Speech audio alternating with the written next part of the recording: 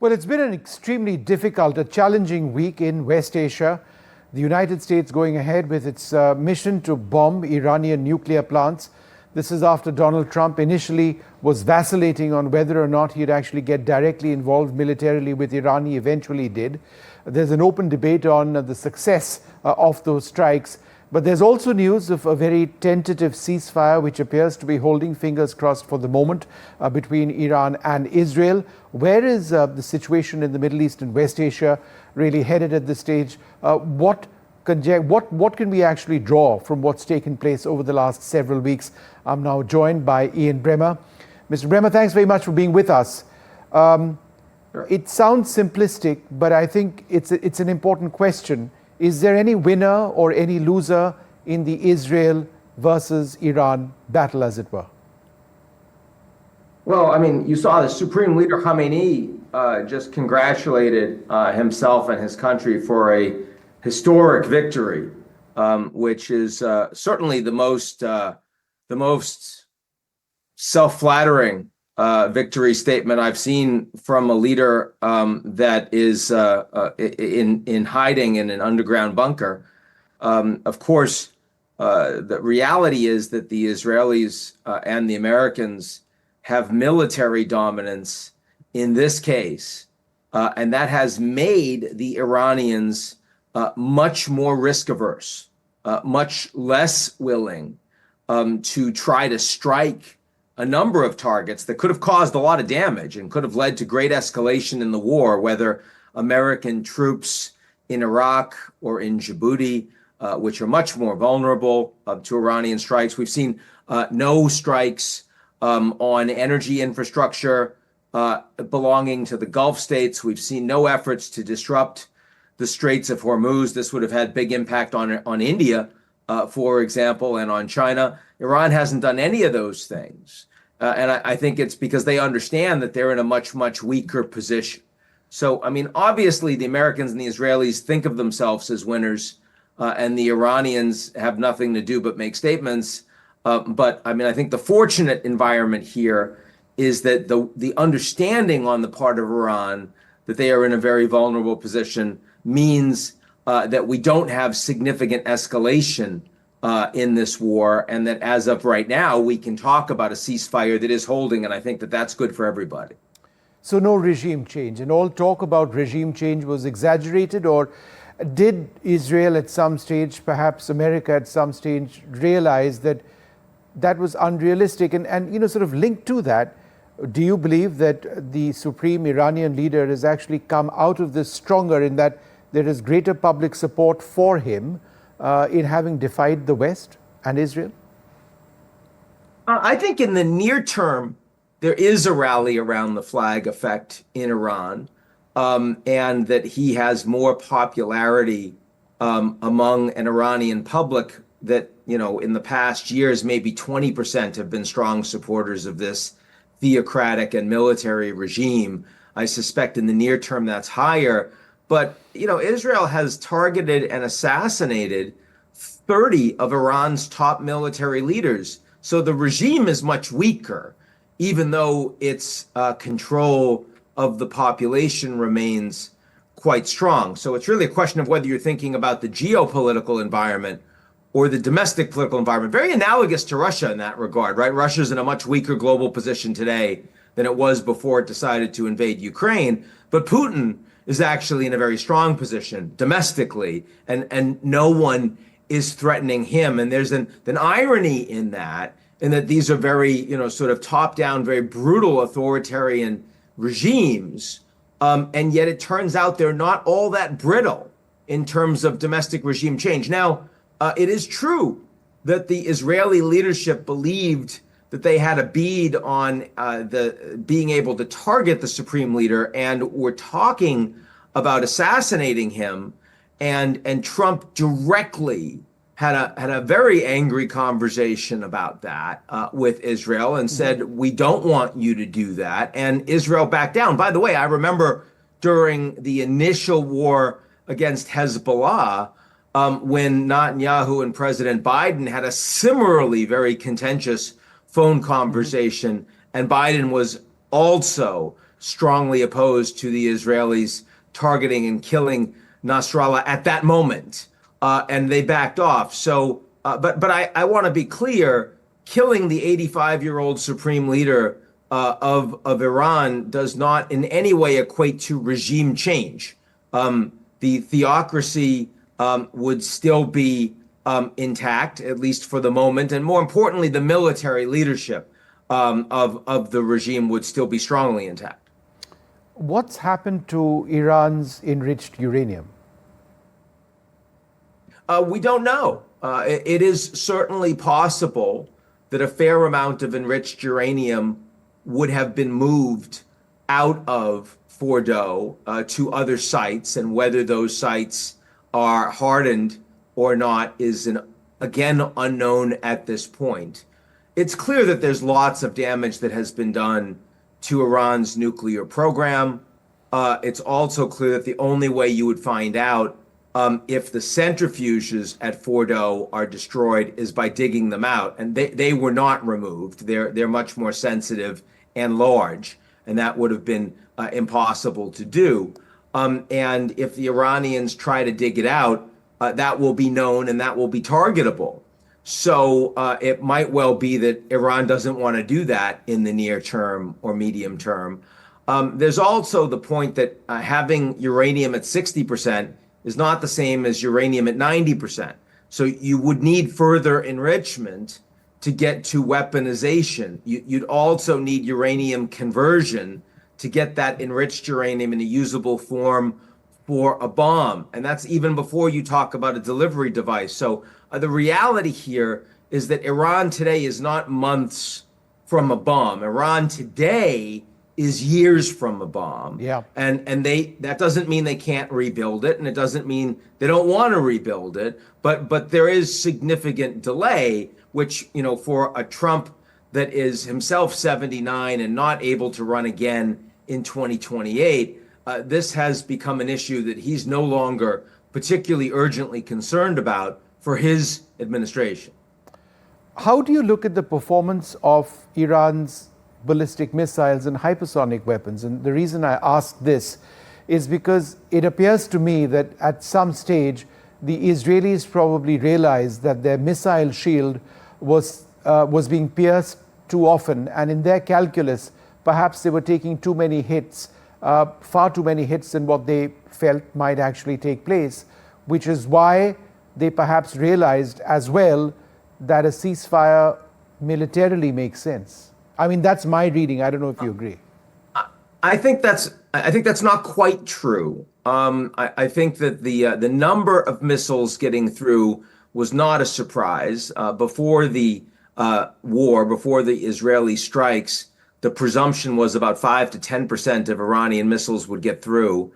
Looks like that number was closer to 5%.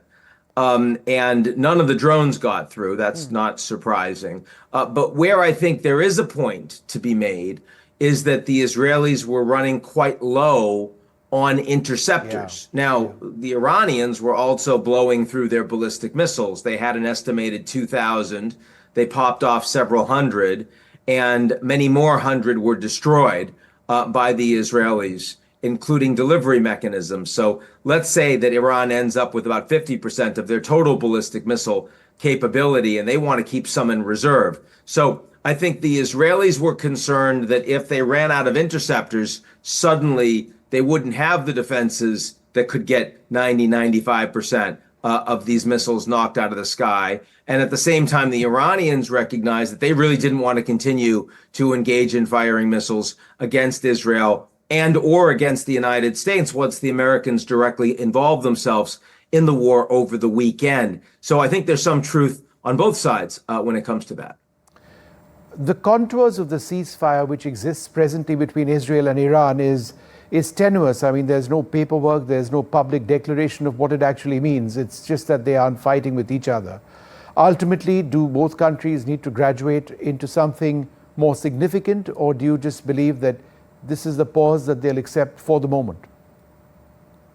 I think that the Iranians have very, very strong reason for a pause, and that's the survival of their own leadership, which the Israelis have shown that they can target They can target the communications infrastructure. They have significant intelligence information that has compromised them. And so this is a matter of survival for the Iranians. That's why they did not, it's not just the ceasefire, it's also the purely symbolic response to the American strikes, which is really quite something if you think about it. I mean, for a very long time, this Fordo facility was thought not just impregnable, but the Iranians, had deterrence against the United States. They'd be able to strike back. That's clearly been shown not to be the case, just as we saw after Trump in his first administration assassinated Qasem Soleimani. So the Iranians don't have deterrence capability. So in other words, I think that they are quite likely to maintain the ceasefire absent a signed agreement. Israel is sticking with the ceasefire for the time being because Trump has told them to. And that, frankly, is a much more uncertain behavioral constraint than Iranian, sort of ability to maintain their regime's survival. And here, I think there is a concern that if the Israelis find targets of opportunity going forward, whether it's the Iranians trying to rebuild their capabilities or Israel discovers that there was enriched uranium moved out and they're able to find and target it, I don't know that the Americans would be able or willing to expend the political capital to prevent the Israelis from striking. So I think the Israelis are actually much more likely to break the ceasefire than the Iranians. Yeah. How much is Iran's future military viability linked to its ability to replenish its ballistic missile stocks? And again, do you believe that that's what Iran would be targeting, Israel would be targeting, irrespective of the ceasefire? This is the problem that Iran now has. I mean, they don't have their proxies in the region. They don't have Hezbollah. They don't have Assad in Syria. And, they have the Houthis in Yemen, but frankly, they were always the most autonomous of those proxy groups. So that's a problem for them. And their nuclear program has been set back substantially, as I say, and they've lost a lot of their ballistic missile capabilities. They also don't have any friends. Yeah. I mean, the Russians, who Iran has helped gamely to fight in Ukraine, provided all sorts of military capacity and even set up drone factories in Russia itself. Turned out when push came to shove, Russia wasn't willing to do anything for Iran. China wasn't willing to do anything for Iran. Really, nobody out there is willing to lift a finger on behalf of their so-called friends. So, I don't know that there are any good outcomes for the Iranians right now. Yes, they want to rebuild their ballistic missile stockpile, but they want to do it in a way that won't lead to an immediate Israeli breach of the ceasefire. So they're going to have to be careful. They're going to have to be, sort of secret, and that's hard to do. Yeah. I guess what I'm saying is I wouldn't want to be in Iran's position right now. It's not an easy decision to make. I just want to focus on something related and yet quite distant from West Asia. Donald Trump, his remarks, his rather choice use of words when sort of discussing the Iran-Israel sort of scenario, and then that exchange with Mark Rutte and the entire big daddy rhetoric, which is flowing fast and thick on social media. What do you make of all of that? I think it's embarrassing for Mark, who I've known and liked for a long time back when he was Prime Minister of the Netherlands. But that level of obsequiousness towards Trump, I think, degrades the office of the Secretary General in NATO. It's unnecessary. Trump doesn't actually respect people that kiss up so dramatically. Mm-hmm. We've seen that in the jokes he's made about Mark Zuckerberg. He's much actually more respectful towards people that stand up for themselves but show respect for Trump. I'm thinking, for example, of Claudia Sheinbaum, who's been quite firm in favor of Mexico's interests, but has also shown a lot of respect and deference when required to President Trump. Mark Carney, in Canada. And now you've seen that Trump said, oh, he's no longer interested in making Canada the 51st state, which he was never interested in doing. But he was embarrassing Prime Minister Trudeau. Carney at no point has shown the kind of obsequiousness that was on display from Mark Rutte. And yet Trump is showing him a lot more respect. So it's embarrassing. But more broadly, this is a win for NATO, and it's a win for Trump. The fact that Trump is now more aligned with the Europeans on Ukraine, even talking not just about intelligence sharing, but providing more Patriot missiles defense systems, and doing that in the context of a Ukraine that supports a ceasefire without preconditions and supports a critical minerals deal, which provides the United States with a long-term stake directly in the success of the Ukrainian economy and, of course, its defenses. The fact that NATO, with the exception of Spain, are all in favor of setting a 5% for GDP defense expenditure target. NATO today is stronger than it was a week ago or a year ago, stronger than it was under Biden or under Trump's first term. And of course, some of that, a lot of that is because of Putin's invasion, but a lot of that is because of Trump as well. And I'm not surprised that NATO was a much more successful summit than the G7 was last week, or than the BRICS upcoming summit is about to be. Do you believe that some of the damage done to NATO during the Munich Security Summit, when J.D. Vance's remarks sort of pulled the rug under NATO's feet in a sense, or Europe's feet, has been reversed with what we've seen? I think that yes, I do. I think that there's been an effort by the Europeans to do a lot more, and understanding that it's a minimum of 10 years or more before they could really talk about being independent from America's defense capabilities and critical enablers, not to mention intelligence. And I also think that J.D. Vance, under the instruction of Trump, has been more solicitous, more engaging with the Europeans, and treating them less as adversaries, which is exactly what he did at that speech that I was there for. Yeah, I was there as well. Only a few dozen feet away from him watching. Yep. You remember how that went over in the room. Unbelievable. It was shocking to the Europeans, and I think we're in a very different position today. There's still a lot of damage done to the transatlantic relationship. We're not where we were before, and the trade relations, of course, are still significantly broken at this point. But the Europeans are being very careful, and rightfully so, in my view.